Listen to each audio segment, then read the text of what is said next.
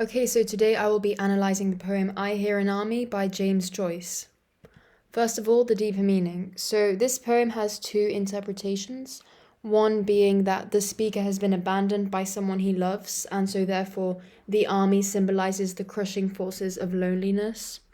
So, therefore, the main message would be that without love, one is powerless, as is seen in the speaker who is left feeling as though all of his defenses have come crumbling down due to the abandonment from love.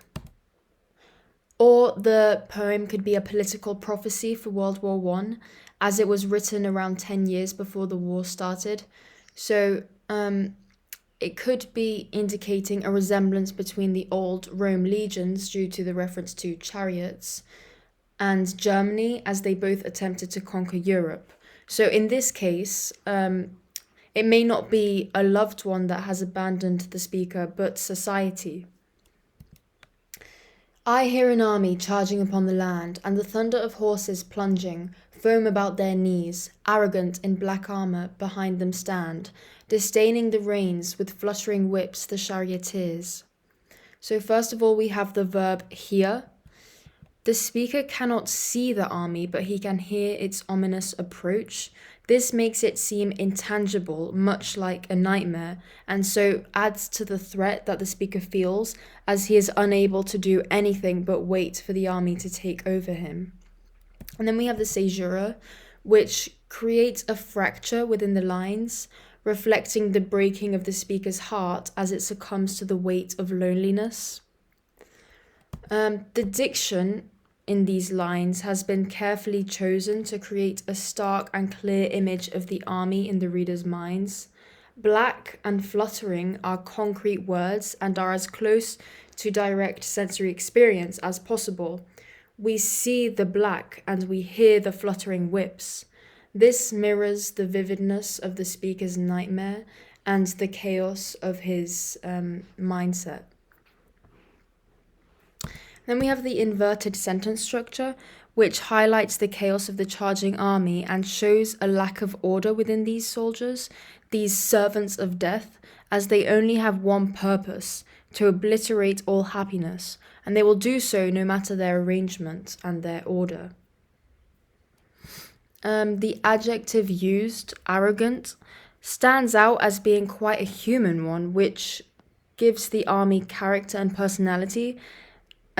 This is done despite the later implication that this army lacks any human emotion and is in fact alien-like.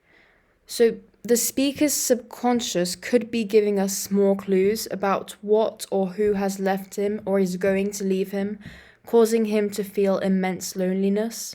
The long green hair used to describe the army later on could reflect the way that dreams take real world figments and distort them into something ugly and frightening. So it could be that the speaker is indicating his loved one who is going to leave him, and his nightmare is distorting the image of this woman, or in this case, or in any other case, society.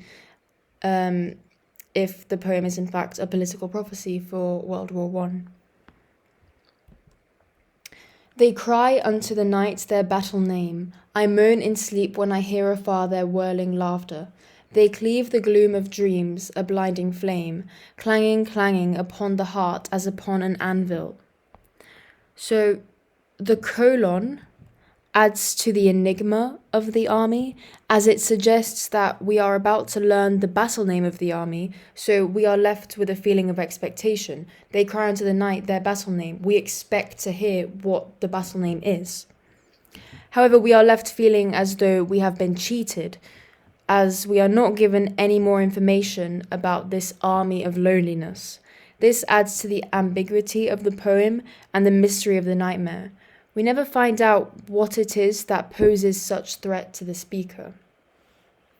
And then we have the whirling laughter, which creates an image of death in our minds, as when we picture death, we usually see a grinning skeleton on horseback.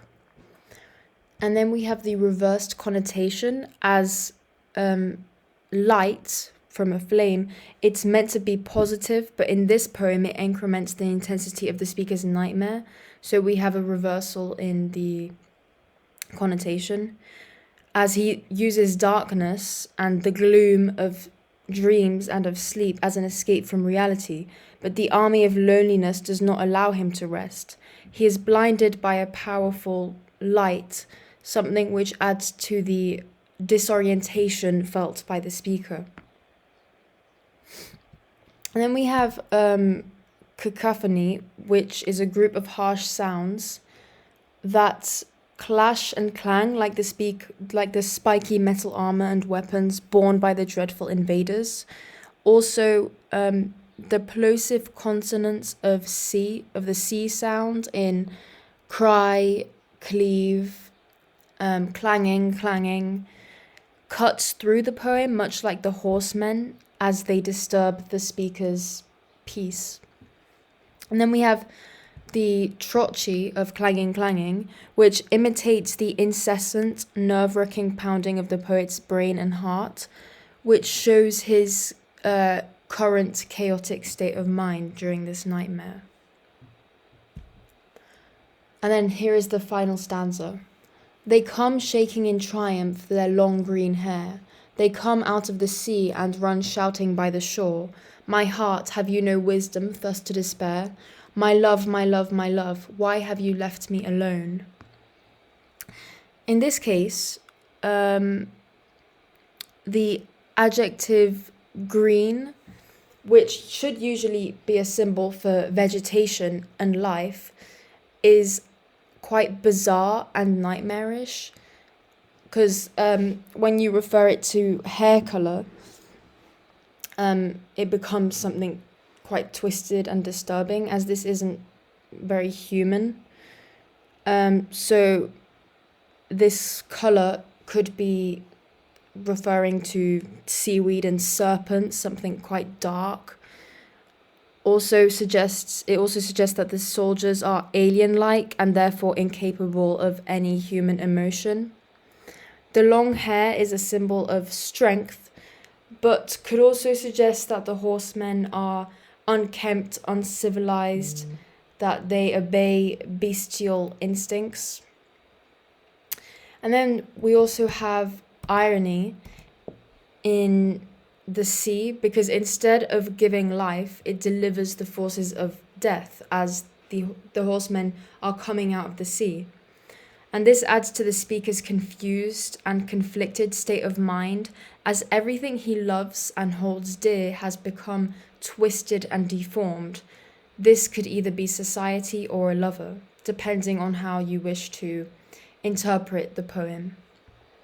And then we have the repetition of my love, which could be a list of past disasters. So the angry tone of accusation in have you no wisdom could be hinting at the fact that the speaker has not learned from his past experiences, and thus, when he is abandoned once again, his heart is open and vulnerable to despair. The fact that the poem ends on two rhetorical questions creates a feeling of uncertainty, as though the speaker is flailing in the face of such destruction. So this uncertainty just shows how he's on the brink of devastation. He can't handle this army of loneliness. The fact that the last word of the poem is alone intensifies its meaning and also provides the feeling of utter desolation. Love is a fortress that protects against such destruction and despair.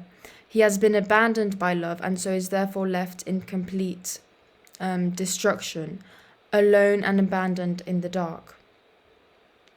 So here you could say how this feeling was brought on by the abandonment of his love or of society, because now, as a consequence of that abandonment, he is left powerless. Okay, so now I have arranged some topic areas for to answer an essay question if this poem were to come up in the exam. So the first topic area, I would focus on the first stanza, where we are introduced to the speaker's nightmare and his feelings of fear and of being threatened, which serves to highlight his disturbed mental state, as he seems to believe that there is a great force that is about to descend over him. It could be interpreted that this is a political prophecy for the Great War and that the great force is World War I. So I would focus later on the second stanza for this next topic area. The speaker's mental anguish is displayed through the increase in torment of the nightmare as the battle reaches a pinnacle point. The reference to death emphasizes the speaker's feelings of being doomed. And for the third topic area, I'd focus on the third stanza, where the speaker expresses his feelings of abandonment as a result of being overwhelmed by the nightmare. The love that the speaker has lost could be civilization, as it is on the point of abandoning its sanity for the sake of war, or it could be referring to the poet's partner, as he may feel she is about to leave him for another lover, highlighting the theme of betrayal. And that's the end. Thank you very much for watching.